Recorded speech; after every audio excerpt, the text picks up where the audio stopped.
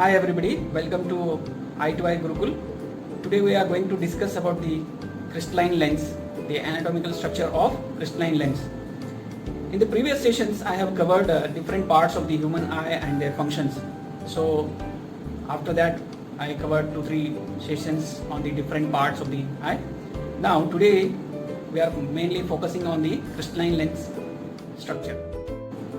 My kind request to you all, please subscribe my channel and hit the bell so that you will get all the notification whenever we upload the sessions.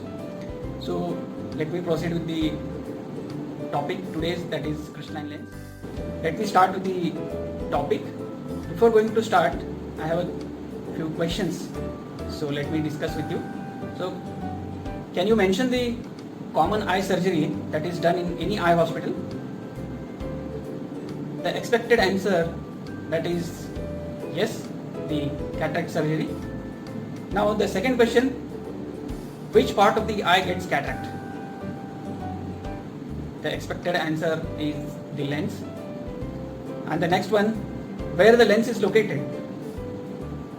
Just recall from the anatomy of the eye, where I discussed in the previous sessions that structures and their functions of the eye, or gross anatomy of eye. The lens is situated behind the iris and in front of the vitreous chamber. Let me introduce few terms in this session. An eye with its natural lens is called the phakic eye. And the next one is when the lens gets affected and it is replaced by artificial lens, then it is called a pseudophakic eye. And the third one is when the natural lens is removed from the eye and the eye is without the lens is called a phakic eye. Let me start with the definition of crystalline lens. The crystalline lens is a transparent biconvex elliptical semi-solid avascular body of crystalline appearance. It has two surfaces, anterior and posterior surface. The medical meaning of crystalline, that means water soluble proteins. Avascular, you all know that previous sessions we have discussed about the avascular, that is no blood vessels contains. I would like to recall anatomy of eye. The crystalline lens is located in anterior part of the eye, immediately behind the iris and in front of the vitreous cavity. The lens is enclosed with the capsule. The anterior surface side of the lens is side exposed to the outside of the eye, and the posterior side of the lens is the side projects into the posterior chamber inside the eyeball. The anterior and posterior thickness changes with the accommodation. Lens axial sagittal width is about 3.5 to 4 mm at the birth and about 4 mm at the 40 years of the age. It increases slowly to 4.7 to 5 mm at the age of 60 years. The size will be differ as the person looks at far and near objects. The weight of crystalline lens is around 65 mg at childbirth and grows up to 258 mg by 18 years of old age. It consists of 65% water and 35% of the proteins and traces of minerals. The refractive power of the crystalline lens in its natural environment is approximately 18 diopter.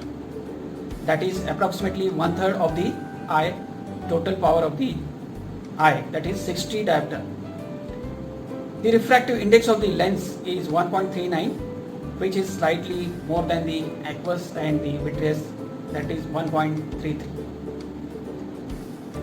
Medical terms, diopter measures how much a convex or a concave surface makes the light converge or diverge. Diopter is written in 2 decimal place, where if you are going to mention that 1, it has to be mentioned in 1.00D. So the spectacle power increases in quarterly diopter. Example, that is 0.25, 0.5 and 0.75. Similarly in myopics, that is 0.25, 0.5 and 0.75. Coming to the next point, the crystalline lens allows the light to pass through and refract the light to focus on the retina. The main chief function of this lens is accommodation. It prevents ultraviolet radiations from reaching the retina. The crystalline lens is composed of 3 layers, namely the first one is lens capsule, second one is nucleus, and the third one is lens cortex. We'll discuss one by one. That is, the first one is lens capsule, the outer hard candy shell that surrounds the lens. And the second one is nucleus, is the inner hard lens which is present in the middle dense central area of the whole lens fibers. It becomes harder and denser with the age. Coming to the next point, that is the third one, lens cortex. It is the soft thin layer present immediately beneath the capsule, and cataract can form in any part of these 3 layers. Coming to the next, the lens is made up of a central core of primary lens fiber called the lens nucleus. The core is surrounded by layers of secondary lens fibers.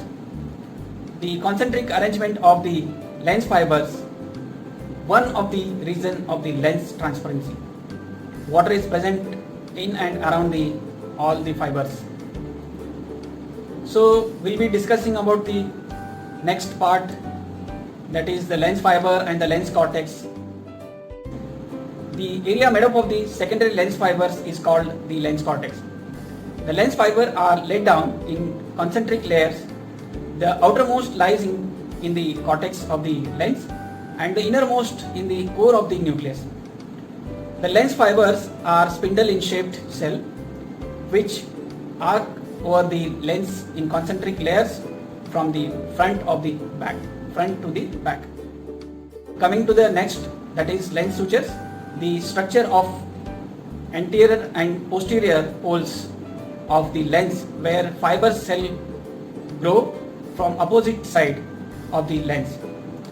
The sutures arrangement of the lens become increasingly complex with the growth of the lens. To the next, we are going to discuss about the microscopic structure of the capsule. The lens capsule bag is a clear membrane like a structure that surrounds the entire lens. It contains collagen which keeps the lens quite elastic and under constant tension. As a result, the lens naturally tends towards a round or a more globular shape that it must assume for the eye to focus at the near or distant objects. Epithelium cell contain a single layer of cuboidal cells. The epithelial cells on the anterior side.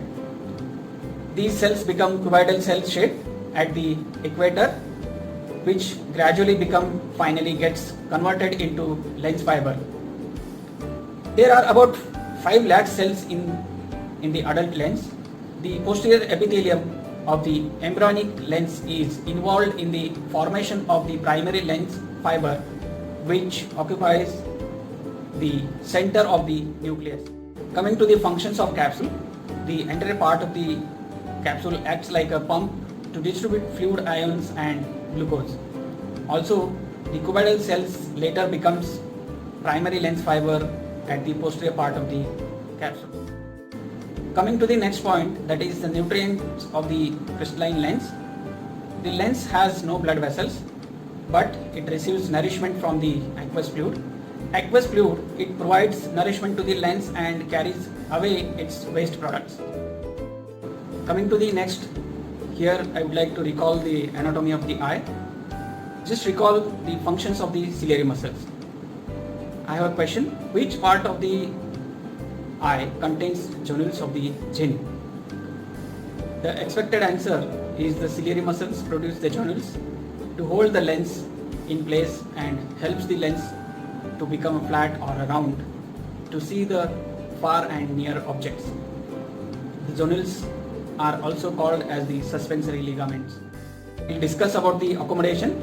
Accommodation is essentially mean that when the ciliary muscles contracts, the lens becomes more convex.